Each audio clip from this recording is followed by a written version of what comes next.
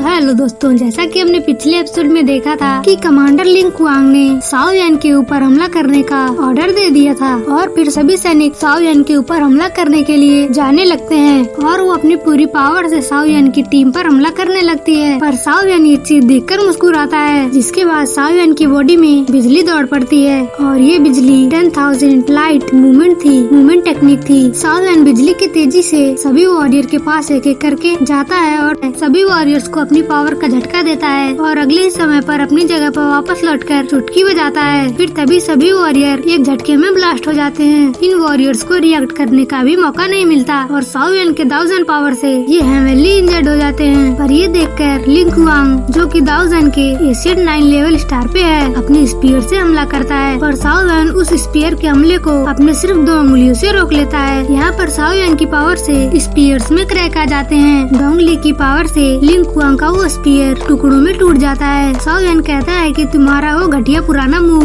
वो लिंग कुआंग से कहता है कि लगता है तुम ज्यादा इम्प्रूव नहीं कर पाए और अपनी बेइज्जती से लिंग कुआंग बहुत ज्यादा गुस्सा हो जाता है और खुद ही साओ यान के ऊपर एक पंच लेकर साओ यान के ऊपर हमला करता है। पर साओ यान की ये तेज स्पीड लिंग कुआंग की बॉडी को हिट करती है। ये साओ यान की सोल मेथड टेक्निक का एक अटैक था जो लिंग कुआंग की बॉडी से उसकी सोल को अलग कर देता है। फिर जो हिट लिंग कुआंग की बॉडी को लगता है, लिंग कुआंग बड़े से दरवाजे से जाकर टकराता है। एक नॉर्मल अटैक से सोल अटैक बहुत ज्यादा ताकतवर और बहुत ज्यादा खतरनाक होता है, जिससे लिंग कुआंग बहुत ज्यादा इंजर्ड हो जाता है। सभी लोग ये नजारा देखकर शॉक्ड हो जाते हैं। साओ यान के पास उसका इनविटेशन कार्ड दोबारा आता है। फिर हम लोगों को लिंग कुआंग को दिखाया जाता है, जिसके एक ही अटैक से लिंग कुआंग के मुंह से बहुत ज्यादा ब्लड निकलने लगता है। लिंग कुआंग भी साओ यान के इस अटैक से काफी ज्यादा शॉक्ड हो गया था और बहुत ज्यादा घबरा गया है और कहता है कि ये तो एक सोल अटैक था। अपनी कमांडर की ऐसी हालत को देखकर जो सभी वॉरियर थे वो साओ यान की इस पावर को देखकर बहुत ज्यादा घबरा जाते हैं और डर के मारे वहाँ से पीछे हटने लगते हैं। साओ यान ने गोरल में आते हुए अपना कमाल दिखाना शुरू कर दिया था। इसके बाद साओ यान बड़ी स्टाइल में सभी को सुनाते हुए कहता है, कमांडर लिंग कुआंग, मैं तुम्हें वार्निंग दे रहा हूँ, तुम ऐसी स्टूपिड चीजें दोबारा मत करना। तुम्हारी किस्मत थी कि मैं बहुत ज्यादा दयालु हूँ और मेरे जैसा सॉफ्ट हार्टेड पर्सन इस दुनिया में बहुत ज्यादा रेयरली मिलते हैं। साओ यान लिंग कुआंग का मजाक उड़ा रहा था। लिंग कुआंग हमेशा ही साओ यान को बुली करता आया था। साओ यान जब कमजोर था तब लिंग कुआंग अपने ब्लड लाइन की पावर से 1000 लेवल पर पहुंचकर साओ यान को बहुत ही इजीली हरा देता था और उसे बहुत ह्यूमिलिएट करता था और अब साओ यान इसे काफी ज्यादा इजीली ह्यूमिलिएट कर पा रहा है। लिंग कुआंग इस बेइज्जती से और ज्यादा बौखला जाता है और साओ यान के ऊपर अटैक करना चाहता है, लेकिन तभी एक आवाज आती है और वो आवाज कहती है रुक जाओ और अगले ही पल हमें एक स्ट्रॉन्ग पर्सन को दिखाया जाता है। ये पर्सन गुरेलम का शैडो फोर्स का कमांडर है। इसकी एनर्जी को देखकर हमें समझ आता है कि ये 1000 लेवल पर है। ये स्टाइल में साओ यान के सामने आता है और सभी वॉरियर इसके सामने झुक जाते हैं। साओ यान भी उनको ग्रीट करता है और फिर कमांडर कहते हैं कि लिंग कुआंग बताओ इस जगह पर क्या हुआ। लिंग कुआंग थोड़ा सा एम्बैरेस करता है और सोचता है और कहता है, कमांडर ये जो सारे लोग हैं इन लोगों की आइडेंटिटी सस्पिशियंट है। मुझे लगता है कि हमारे एशियंट रियलम में ट्रेसपास करके आए हैं। ये बात जानते हुए मैंने हमारे सोल्जर को उन्हें कैप्चर करने का ऑर्डर दिया। इससे पहले कि लिंग कुआंग आगे कुछ कहता, एक सोल प्रेशर लिंग कुआंग को जमीन पर झुका देती है। ये सोल प्रेशर 5th कमांडर की थी। 5th कमांडर लिंग कुआंग के ऊपर गुस्सा होते हुए कहते हैं, लिंग कुआंग जो कि हमारे दाऊदी ब्लड लाइन को पास करके आते हैं और इसका मतलब ये है कि जरूर ही उनके पास हमारे क्लैन का इन्विटेशन है, इसलिए ये हमारे क्लैन की इनवाइटेड गेस्ट हैं और ये छोटी सी बात तुम्हें पता नहीं है और तुम्हारे बिहेवियर की वजह से हमारे गेस्ट को तकलीफ हुई। तुम्हारे इस बिहेवियर से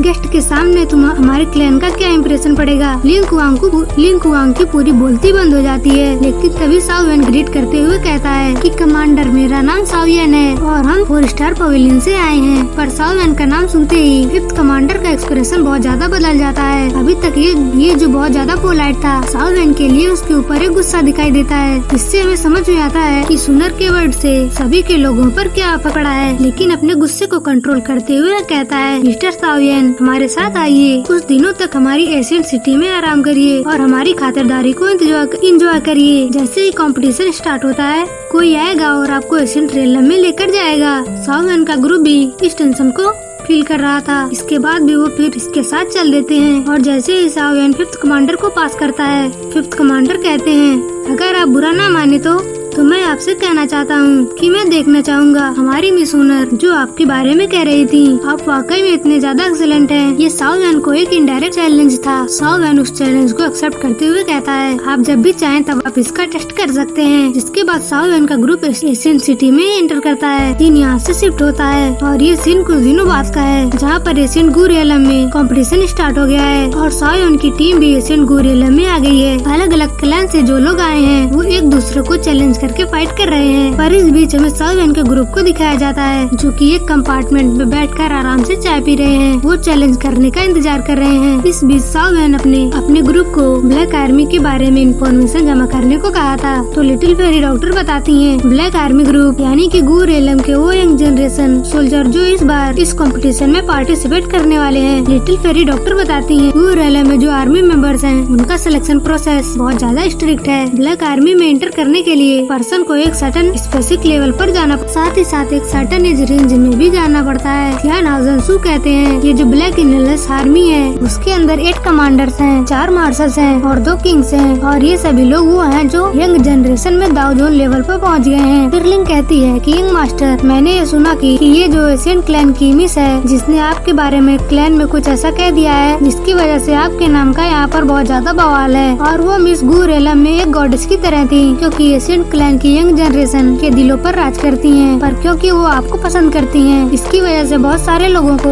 ऑलरेडी आपके लिए दुश्मनी जाग गई है। वेल इन सब की बात को सुनकर लिटिल फेरी डॉक्टर हंसने लगती हैं लेकिन फिर कहती हैं साओ यान जो कि 8 कमांडर्स हैं वो तुम्हारे लिए कोई थ्रेट्स नहीं है, तुम उनसे आराम से डील कर लोगे। पर उसके बाद जो 4 मार्शल और 2 किंग हैं वो लोग बहुत ज्यादा ताकतवर हैं, तुम्हें उनके साथ डील करने में थोड़ी प्रॉब्लम हो सकती है। इसके बाद सीन शिफ्ट होता है। उसके बाद हमें ब्लैक एनलेस आर्मी का एक और कमांडर दिखाया जाता है। इसका नाम यंग हाउ है। ये लिंग कुआंग और 5th कमांडर के साथ है। लिंग कुआंग ने साओ यान के बारे में सब कुछ बता दिया है और इसी वजह से यंग हाउ साओ यान की तरफ देखते हुए कहता है तो यही वो साओ यान है जिसकी बारे में हमारी यंग मिस ने कहा था। लिंग कुआंग कहने लगता है कि हाँ पता नहीं कि मिस इस लड़के के अंदर क्या देखी है। इस लड़के से तो हमारे एशियन क्लैन के यंगर जनरेशन के टैलेंट ऑलरेडी बहुत ज्यादा स्ट्रॉन्ग है। यंग हाउ कहता है यंग मिस भले ही हमारे ऊपर इंटरेस्टेड नहीं है बस, लेकिन इस जैसे बेवकूफ के ऊपर इंटरेस्टेड रहने हम ये बात कभी भी नहीं सहेंगे। और गुस्सा दिखाते हुए वो ग्लास को तोड़ देता है। और फिर 5th कमांडर कहते हैं साओ यान हमारा गेस्ट है, हम उसके ऊपर ऐसे रेकलेसली अटैक नहीं कर सकते। यंग हाउ कहता है 5th कमांडर फेंगचिंग तुम चिंता मत करो, जो भी होगा वो सब रूल्स के मुताबिक होगा। फिर नीचे में जो फाइट चल रही थी वो खत्म हो जाती है और हमें यंग हाउ की आवाज सुनाई देती है। अनाउंसमेंट होता है ब्लैक एनलेस का 3rd कमांडर यंग हाउ गिलगितनी कंपटीशन का चैंपियन साओ यान को फाइट के लिए चैलेंज करता है। साओ यान जो चाय पी रहा था वो शॉक्ड हो जाता है और फिर यह हाउ चिल्लाते हुए कहता है मैं ब्लैक आर्मी 3rd कमांडर यंग हाउ मिस्टर साओ यान की रिपुटेशन के बारे में बहुत पहले से सुन रखा है, तो मैं आज उनके जरिए इस फाइट में थोड़ा सा गाइडेंस लेना चाहता हूँ। तो क्या आप मेरी इस चैलेंज को एक्सेप्ट करोगे? फिर हम साओ यान को देखते हैं जो कि एक डेवल स्माइल देता है और फिर कहता है कि लगता है कि खेल शुरू हो गया है और फिर ये एपिसोड यहीं पर खत्म हो जाता है। Thanks for watching.